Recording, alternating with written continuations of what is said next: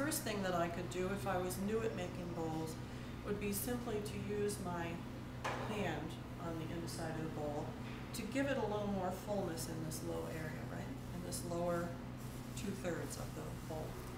So here I go with my hand on the inside, my hand on the outside. See how they're sort of braced on each other. Notice that my elbows are in. Can you see the fullness developing there? Okay. So that's the way to start with bowls. And just get the feel for giving some fullness to the bowl. And that's in no way complete, but it's just to kind of show you how to begin that. And then the next thing you can do is to use your rib that you have in your toolkit, and you can actually very carefully use the rounded side of that.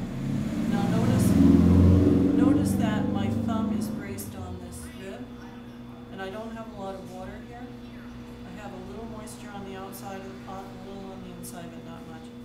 And actually, now I'm pressing down with that rib, right? See how it's getting fuller and fuller? Now the problem with this rib is, because of its shape, I really can't go all the way down in. So see how there is a circle down there that I couldn't get to? And notice that some of the slurry that was on the inside of the pot came up on the rib. So that's all fine, that's expected. What we can use to get down into the inside of that circle is the sheet metal rib that you have in your kit, or any other rib that is round all the way around. So since you have this tool, I'm just going to start with that. And you always want to use the rounded edge. You don't want any of these sharp corners inside your pot. And so here I'm in the same position, right? I'm braced with my thumb. Still don't have much water in there. And I now notice that my hand on the outside is directly opposite the rib on the inside.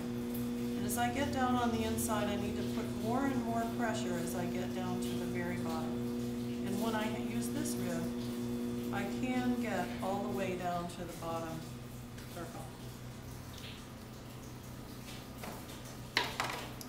But more ideally with this technique is to have any kind of a rib that has rounded edges. So now some of these look pretty scary and big, but they're really not scary. Yours. Do you have one like that? Yeah, I just used it, yeah. You have one, I see it. I have two. It's right there. Yeah. Okay. That's Right. Another one at home, it's a different shape. Right. Folks, come back around here. You've got your back in the camera. That's okay, it's not a problem. So, see how all of these ribs have rounded edges? Okay, all the way around. These colored ones are the ones that are Cheryl mud tools, and they come, the yellow one is softer than the green one, so they come in gradations. And these, although they look really scary because they're large, are just the same principle, right? So they could be used in any bowl from this size on up to the one Sharon's making, or even larger. So actually, if I was asked which is my very favorite bowl making rib, it's this one. And these are available at the online vendor. Okay, and possibly in the pottery office. So now here, I'm going to be a little more aggressive with this rib, so I'm going to give myself some water on the outside of the bowl for lubrication for that outside hand. So see how again, my thumb is always attached here somewhere to the rib. My elbows are in. So now I can take this rib and I can really go to town. The closer I get to the inside bottom, the more pressure I have to exert. And because this has a rounded face to it, it can actually go across the midpoint down there.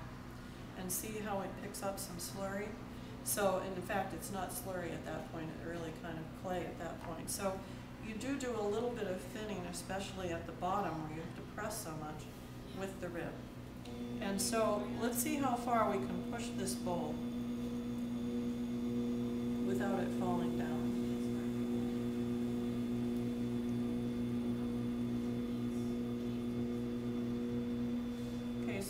that bowl, it went from being kind of a cereal bowl into being a, like a soup bowl now, all right?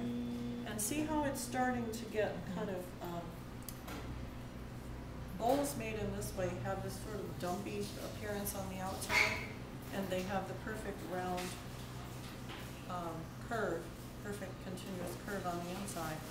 And that is because that dumpy look is because any excess clay that would otherwise interrupt that perfect curve is being pushed to the outside.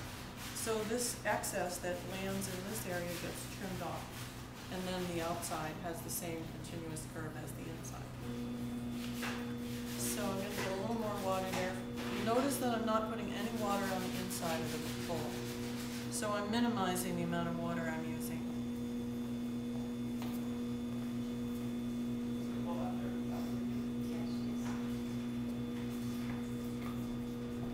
What am I feeling? Oh, I'm feeling clay. All right, so now this bowl is opening up more and more. The beauty to doing bowls in this way is that you almost have to try to make them fall down. They are caught between your fingers and the rib, and they have very little tendency